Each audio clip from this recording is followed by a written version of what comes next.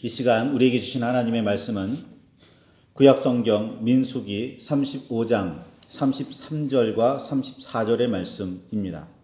민수기 35장 33절과 34절입니다.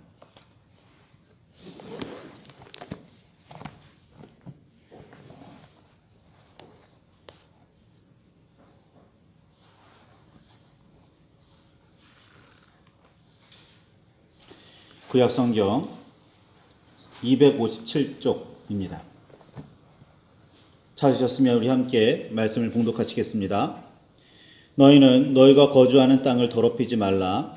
피는 땅을 더럽히나니 피 흘림을 받은 땅은 그 피를 흘린 자의 피가 아니면 속함을 받을 수 없느니라. 너희는 너희가 거주하는 땅 곧 내가 거주하는 땅을 더럽히지 말라. 나 여호와는 이스라엘 자손 중에 있음이니라. 아멘. 주님 우리의 마음을 여시어 말씀을 깨닫게 하옵소서.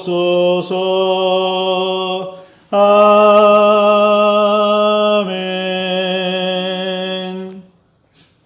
주님의 사랑과 그 크신 은혜가 저와 여러분 안에 가득하기를 소망합니다. 아벨의 죽음을 하나님께서는 땅에서 들리는 피의 울부짖음을 듣고 아십니다. 세번역과 공동번역에 따르면 피가 울부짖었다라는 그런 표현이 등장하지요. 아벨의 피는 억울한 죽음을 하나님께 호소합니다. 사람의 피가 하나님께 뭔가를 알리려는 강력한 의지를 가진 듯한 표현, 그래서 사람의 피가 뭔가 의지가 있는 어떤 존재인 듯한 표현이지만 이는 피가 그냥 피가 아니라 생명 그 자체라는 표현입니다. 대홍수에서 살아남은 노아와 그의 가족에게 하나님께서는 동물을 먹거리로 주십니다. 그 이전에는 식물, 채소나 과일 등등을 먹게 하셨지만 노아 홍수 이후에 동물의 고기를 먹거리로 주십니다. 고기는 먹어도 되지만 피는 먹지 말라고 명령하시면서 창세기 9장 5절에 보면 내가 반드시 너희의 피, 곧 너희의 생명의 피를 찾으리니 짐승이면 그 짐승에게서 사람이나 사람의 형제면 그에게서 그의 생명을 찾으리라 라고 말씀하십니다.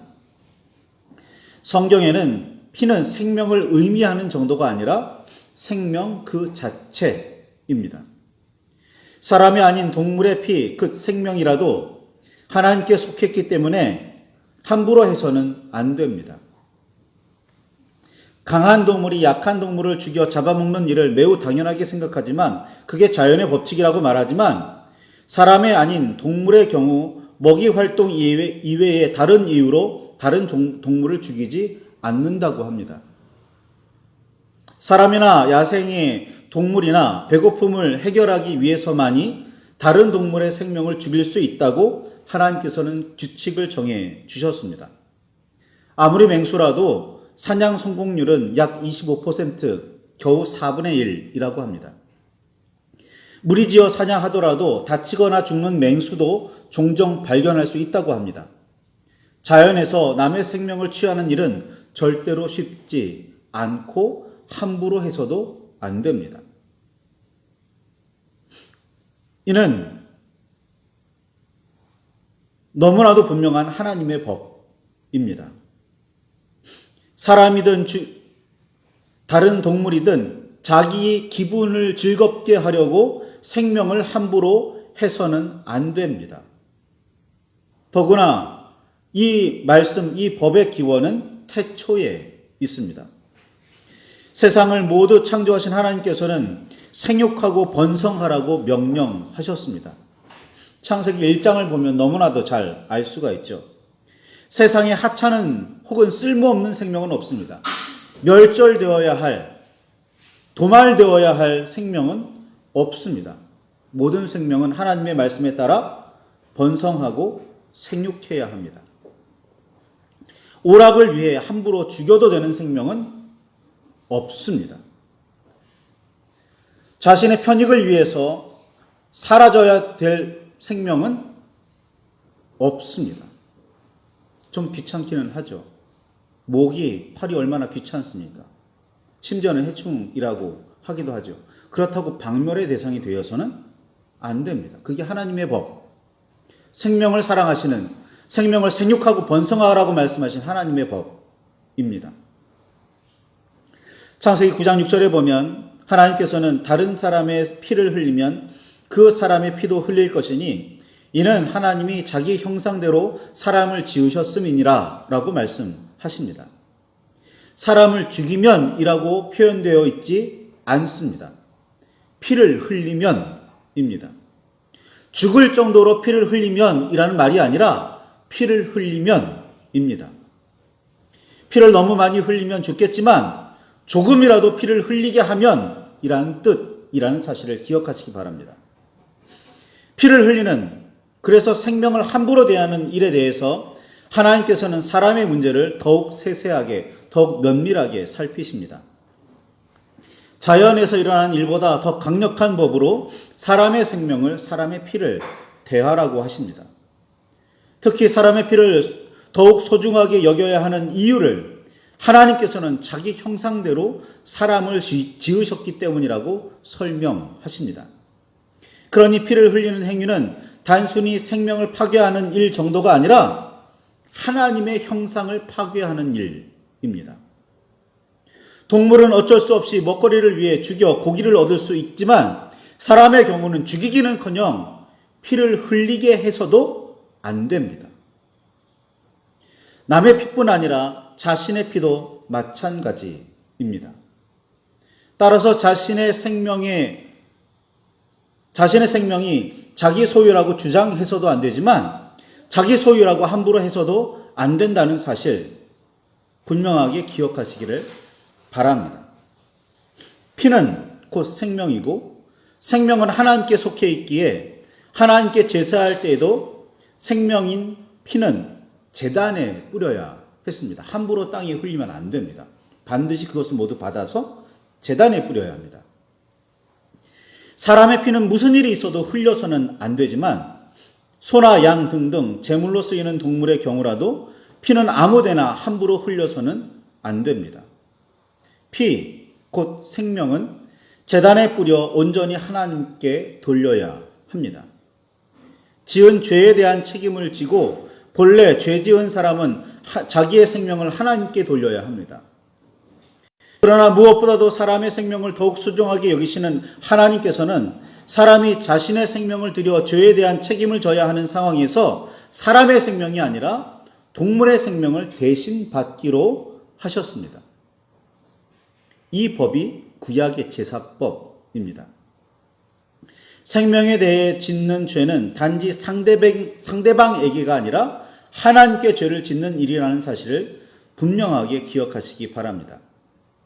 구약의 법에 따르면 죄 지은 사람이 용서받을 수 있는 방법은 오직 희생제사뿐이었습니다.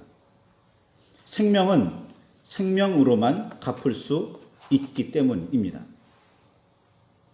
구약의 제사법에 따르면 죄 지을 때마다 매번 딱히 기억나지는 않더라도 혹시라도 알지 못하는 사이에 지었을지도 모르는 죄를 용서받기 위해 정해진 절기에 속죄 제사를 드려야 했습니다. 매번 그리고 매년 희생제물을 드려 속죄해야만 했습니다. 이 모든 일을 예수 그리스도께서 십자가 위에서 단번에 해결하십니다. 다시는 제물을 죽여 희생제사를 드리지 않아도 되었고 오직 예수 그리스도의 십자가를 믿고 의지하며 다시는 죄를 짓지 않으면 속죄가 온전히 이루어질 수 있습니다. 이것이 삼위의 하나님께서 우리에게 베풀어 주신 은혜입니다. 이집트를 탈출하고 40여 년이 흐른 후 이스라엘 백성은 드디어 여리고 맞은편 요단 강가 모압 평지에 도착합니다. 그곳에서 하나님께서는 두 번째 인구조사를 명령하십니다. 첫 번째는 시내 광야를 떠나기 직전에 이루어졌습니다. 가데스 바네아에서 가나안 정탐 결과를 들은 백성이 하나님의 뜻을 온전히 받들어 순종하지 않았기에 40년 동안 광야를 방황해야만 했습니다.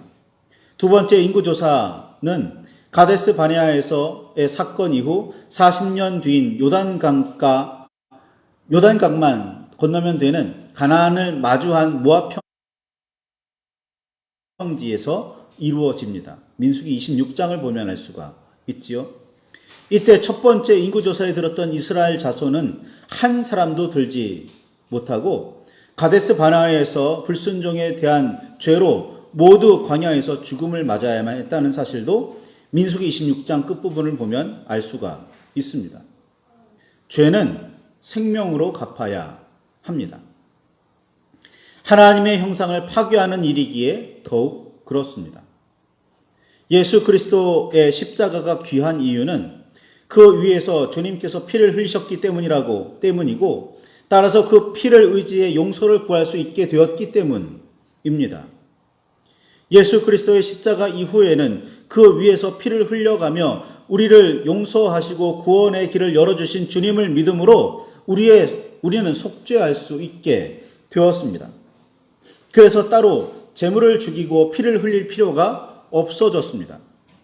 아직 예수 그리스도께서 이 땅에 오시기 이전이었기에 모압 평지에 도착하기까지 이스라엘 백성은 가데스 바네아에서의 죄를 광야에서 모두 자신의 생명으로 씻어야 했습니다. 오랜 방황을 마친 이스라엘 백성이 여리고 맞은편 요단강가 모압 평지에 도착하여 두 번째 인구조사를 마친 후에 하나님께서는 그들에게 다시 한번 하나님의 법을 상기시켜 주십니다. 민수기 28장에서 30장까지의 말씀이 바로 그것입니다. 그리고 이스라엘의 기업이 될 가나안 땅의 경계가 어디에서부터 어디에까지인지를 매우 구체적으로 알려주시면서 그 땅을 하나님의 뜻대로 나눠주라고 말씀하십니다. 그리고 그에 따라서 그 일을 맡아 주관할 책임자를 세워 주십니다. 이스라엘 각 지파에서 12명을 한 사람씩 12명을 택하여 주시기도 했지만 그 당시에 아론이 죽은 이후에 제사장의 직을 이어받았던 엘르아살과 모세 이후에 이스라엘을 이끌게 될 여호수아에게 그 책임을 맡기십니다. 그리고는 이제는 이스라엘 12지파에 들지 않게 된 레위인의 각 지파에게 성읍을 나누어 주시라고 말씀하시는 이야기가 레위기 35장에 민수기 35장에 기록되어 있습니다. 레위 지파는 가나안 전국의 그 각 지역에 흩어져 살아야만 했습니다. 각 지파가 레위인들을 위한 성읍을 각 지파에 따라서 자기들의 땅에서 하나하나 택해서 주어야 했기 때문에 레위인은 이스라엘 전역에, 가나안 전역에 흩어져 살아야만 했습니다. 하나님을 기업으로 삼는 하나님의 사람들의 삶이 바로 그랬습니다. 친이척들과 같이 하는 게 아니라, 같은 지파와 함께 하는 게 아니라, 보내어진 그 지역에 거기서 살며 제사장으로서 또 하나님의 성막을 맡은 사람으로서 살아가야 했습니다. 모두 48성읍을 나눠받게 되는데 하나님의 뜻에 따라 그중 6은 도피성으로 따로 정해야 했습니다. 가나안 서쪽의 세 성읍, 요단강 서쪽의 세 성읍, 요단강 동쪽의 세 성읍. 왜냐하면 요단강 동쪽에도 므낫세 반지파와 그리고 갓 지파와 르우벤 지파가 있었기 때문입니다. 그렇게 도피성이 정해집니다. 도피성은 부지 중에 살인한 자가 피하여 들어가 살 수 있는 곳이었습니다. 레위인들이 평소에는 살고 있지만 이 도피성은 유난히도 부지 중에 살인한 사람이 들어가 숨을 수 있는 장소, 들어가 머물 수 있는 장소, 살아갈 수 있는 장소였습니다. 도피성은 고의로 살인한 사람을 위한 장소가 아닙니다. 민수기 35장 16절 21절과 신명기 19장 11절에서 13절의 말씀을 보면 고의로 사람을 죽였을 때는 도피성으로 도망하였더라도 벌을 피할 수가 없습니다. 고의로 살인한 사람은 하나님의 제단 뿔을 붙들고 있어도, 하나님의 제단 뿔을 붙들고 있는 사람은 함부로 할 수 없거든요. 함부로 건드릴 수 없는데, 그럼에도 불구하고 끌어내려서 반드시 벌을 받게 해야 했습니다. 이게 하나님의 법입니다. 그러니까 도피성은 고의로 살인한 사람을 위한 장소가 아닙니다. 도피성은 악의 없이 어쩌다가 사람을 죽인 사람이 억울하게 죽임을 당하지 않도록 피할 수 있는 성이었습니다. 당시에는 재판의 결과에 따라서가 아니라 죽은 사람의 친인척들이 언제든지 살인자를 만나면 피해 보복을 직접 할 수 있었습니다.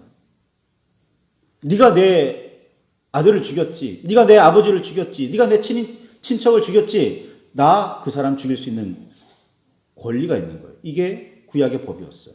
당시 중동 근처의 고대법이기도 했지요. 그런데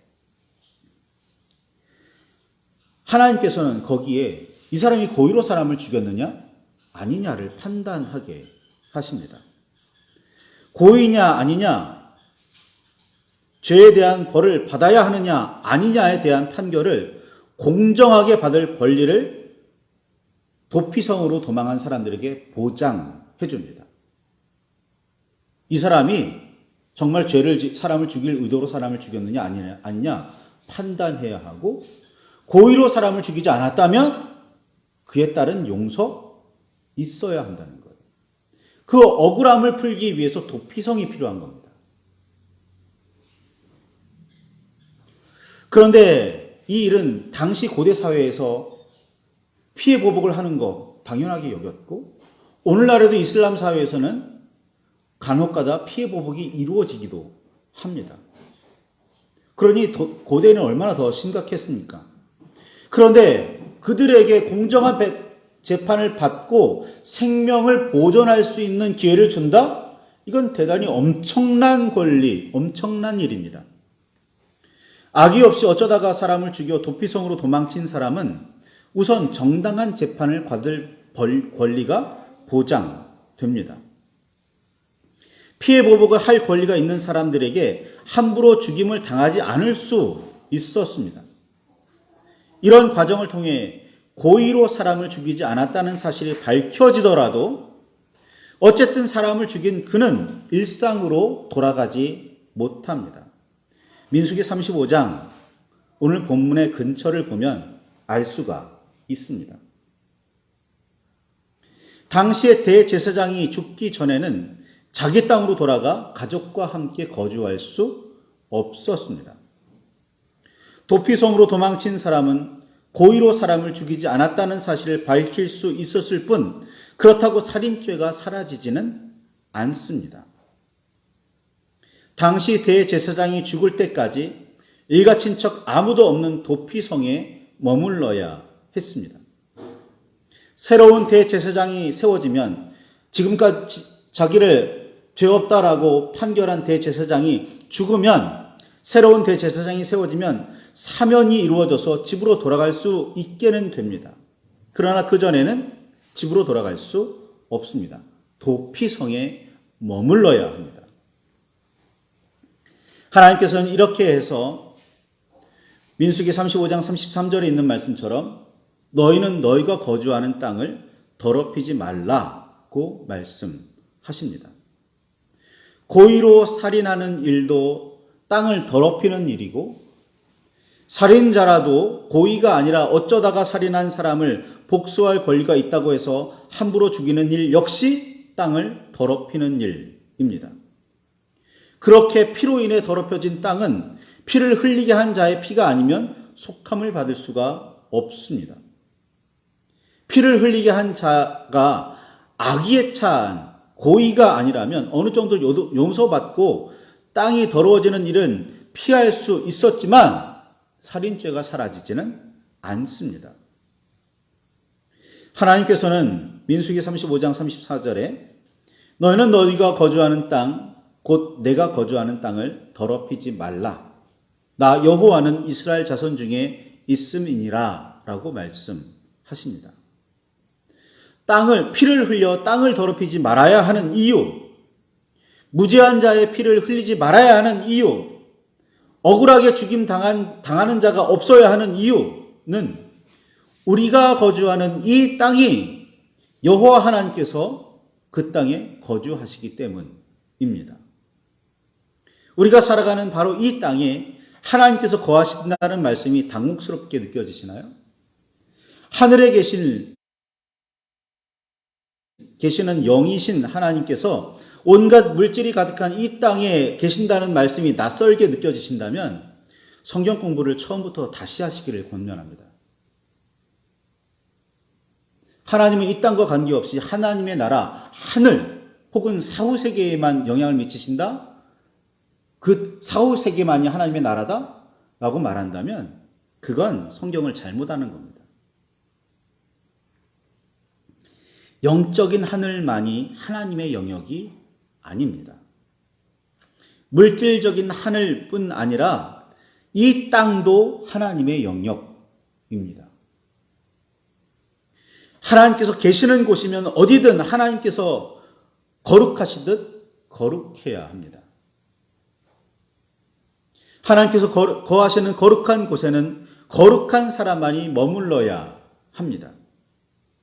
하나님께서 거룩을 그렇게도 강조하시는 이유입니다.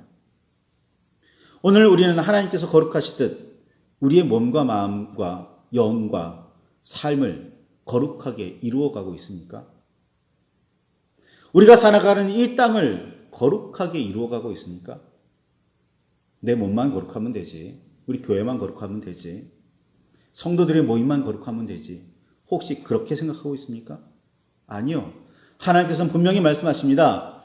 너희가 거하는 그 땅은 나도 거하는 땅이다. 그러니 그 땅이 거룩해야 한다. 함부로 피 흘리는 사람 없어야 하고, 무죄하게 죽임당하는 사람 없어야 하는 거고, 억울하게 죽는 사람 없어야 한다. 사람뿐만 아니라 동물의 생명도 그렇게 귀하게 여겨야 한다. 하나님께서 분명하게 말씀하십니다. 그러니까 우리가 걸어가고 있는 이 땅, 우리가 발을 붙이고 있는 이 땅도 하나님께서 거룩하시듯 거룩해야 합니다. 이게 도피성이 존재하는 이유, 하나님께서 거룩하라고 말씀하시는 이유입니다.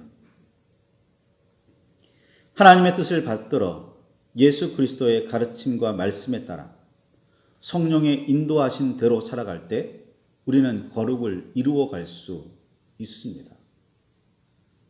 이 땅도 거룩해질 수 있습니다. 그렇게 거룩함을 유지해야 합니다. 이게 우리가 하나님께 받은 사명이고 소명입니다. 이 나라와 이 백성을 구원해라. 이 나라와 이 백성에게 복음을 전해라. 이것만이 사명이고 소명이 아니라 하나님의 뜻에 따라 믿음의 사람들이 살아가는 그 땅을 거룩하게 만드는 일, 무죄한 피가 흘려지지 않고 억울한 자가 없고 생명을 함부로 다루지 않는 세상으로 만드는 일, 사람뿐만 아니라 동물의 생명도 귀하게 여겨야 그 땅은 거룩해진다는 사실 기억하시기 바랍니다. 오늘 말씀을 붙들고 깊이 묵상하시며 기도하시길 바랍니다. 내가 그렇게 생명을 귀하게 여기며 피를 귀하게 여기며 하나님의 뜻에 따라 이 땅을, 내가 살아가는 삶의 공간을 거룩하게 이루어가고 있는지 말입니다. 말씀을 붙들고 깊이 묵상하시며 기도하시길 바랍니다. 하나님의 뜻을 온전히 깨달으시기를, 하나님의 뜻대로 삶을 살아가시기를, 그렇게 결단하시기를 바랍니다.